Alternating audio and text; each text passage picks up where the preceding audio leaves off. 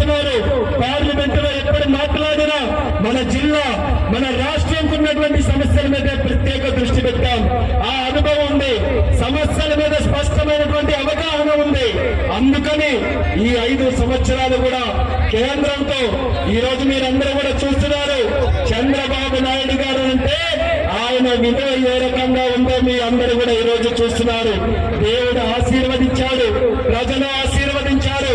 అందుకనే ఆయనకి ఎక్కడైతే అవమానం జరిగిందో, ఎక్కడైతే ఆయనకి నష్టం జరిగిందో మళ్ళీ దేవుడు వడ్డీతో సహా తిరిగి ఇచ్చే విధంగా దేశం మొత్తం ఈ రోజు చంద్రన్న చంద్రన్న చంద్రన్న అని చెప్పుకునే స్థాయిలో ఈ రోజు ఆయన కూర్చొని పెట్టాడు. మరి దానికి సహకరించినటువంటి పెద్దలు, ఒక పక్కన జనసేనని నిత్య పోరాట యోధుడు మన జనసేన అధినాయకుడు పవన్ కళ్యాణ్ గారు మనకు పూర్తిగా సపోర్ట్ చేశారు. వాళ్ళ నాయకులు కూడా క్షేత్ర స్థాయిలో వాళ్ళు కూడా అదే రకంగా మనతో పాటు కష్టపడి ఈ రోజు అత్యధికమైనటువంటి మెజారిటీతో ఈ రాష్ట్రం కాదు దేశంలో ఎప్పుడైనా ఎన్నికలు జరిగితే ఇటువంటి రిజల్ట్ ఎక్కడా కూడా లేని స్థాయిలో రికార్డు మెజారిటీతో గెలిపించారు అంటే దాంట్లో జనసేనకి ధన్యవాదాలు మరొకసారి నేను తెలియజేసుకుంటున్నాను. మరి అలాగే మన రాష్ట్రంలో ఉన్నటువంటి సమస్యలు, ముఖ్యంగా నాకు ఉన్నటువంటి శాఖ విమానయాన శాఖ ఉంది. చాలా ఎయిర్పోర్ట్లు ఉన్నాయి, డెవలప్ చేయాలి. నా అదృష్టం ఏంటంటే మన పక్క జిల్లాలోనే సోదర జిల్లాలో భోగాపురం ఎయిర్పోర్ట్ నిర్మాణానికి తయారైంది. రికార్డు స్పీడ్ లో అది కట్టించి విమానాలు అక్కడ తెప్పించి ఈ 3 జిల్లాలకి కూడా ప్రధాన అభివృద్ధి కేంద్రంగా ఎయిర్పోర్ట్ తయారు చేస్తానని ప్రజలందరికీ కూడా హామీ ఇస్తున్నాను. ఎయిర్పోర్ట్ డెవలప్ అయితే కేవలం ఫ్లైట్లు ఎక్కి దిగడమే కాదు, దానికి తోడుగా వేల మంది యువతి యువకులకి ఉద్యోగాలు వస్తాయన్నది కూడా ప్రతి ఒక్కరు కూడా దృష్టిలో పెట్టుకోవాలి. ఇన్స్టిట్యూట్లు మనకు వస్తాయి, దానికి సంబంధించినటువంటి కంపెనీలు వస్తాయి, ఎంతో మందికి ఉద్యోగ అవకాశాలు వస్తాయి.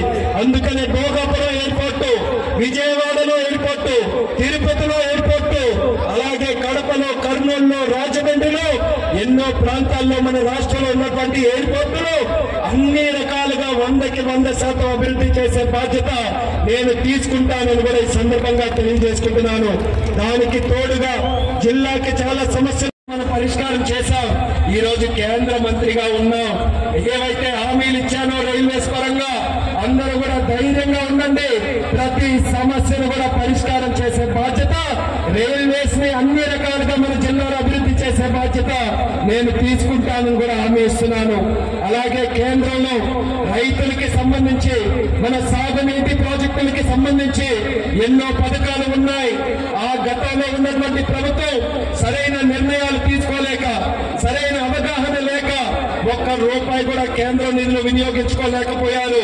కానీ ఈ రోజు మళ్ళీ మన అందరి అదృష్టం, మన రాజకీయ బాహుబలి రాష్ట్రానికి అధ్యక్షుడిగా ఉండి 175కి 160 సీట్లు వస్తాయని 2 సంవత్సరాలుగా ఖచ్చితంగా చెప్పినటువంటి ఒకే ఒక్క వ్యక్తి మన అచ్చెన్నాయుడు గారు.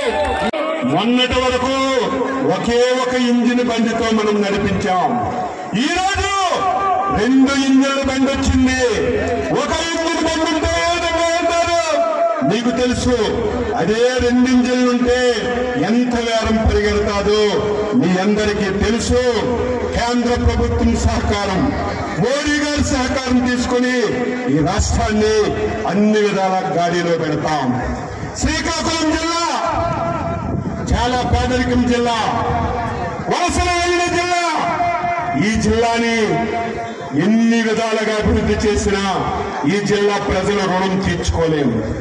ఇచ్చాపురం నుంచి హెచ్చర్ల వరకు 8 స్థానాలు ఈ జిల్లాలో ఉన్నాయి. 8 స్థానాలు కూడా 60-70% ఓట్లతో ప్రజలు మమ్మల్ని గెలిపించారంటే శ్రీకాకుళం జిల్లా ప్రజలకి జీవితాంతం సేవ చేసిన ఈ జిల్లా ప్రజల రుణం తీర్చుకోలేమని ఈ సందర్భంగా తెలియజేస్తున్నాను. ఈరోజు కేంద్ర మంత్రిగా రామ్మోహన్ నాయుడు ఉన్నాడు. రాష్ట్రంలో నేను కేబినెట్ మంత్రిగా ఉన్నాను.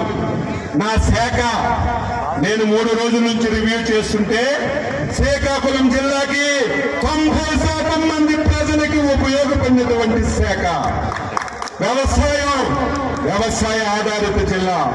మత్స్యకారులు 194 కిలోమీటర్లు సుదీర్ఘమైనటువంటి తీర ప్రాంతం ఉన్నటువంటి జిల్లా. ఈ రోజు ప్రతి ఒక్కరూ వరి మీద ఆధారపడుతున్నారు.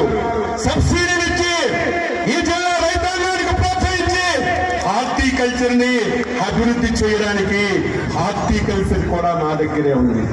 ఈ జిల్లాలో పశు సంపద వెటర్నరీ శాఖ నా దగ్గరే ఉంది. ఈ జిల్లాలో పండినటువంటి ధాన్యానికి గోడమ్స్ లేక అవస్థలు పడుతున్నారు. మార్కెటింగ్ శాఖ నా దగ్గరే ఉంది. ఈ రోజు ఈ జిల్లాలో ఏదైతే కోఆపరేటివ్ వస్తుందో ఆ శాఖ నా దగ్గరే ఉంది. నేను ఎంత అదృష్టవంతుందంటే ఈ శాఖని 4 మంత్రులు చేసేవాళ్ళు. 4 మంత్రులు చేసిన శాఖని చంద్రబాబు నాయుడు నా మీద పెట్టాడంటే అచ్చెన్నాయుడు సత్తా చూసి పెట్టాడు.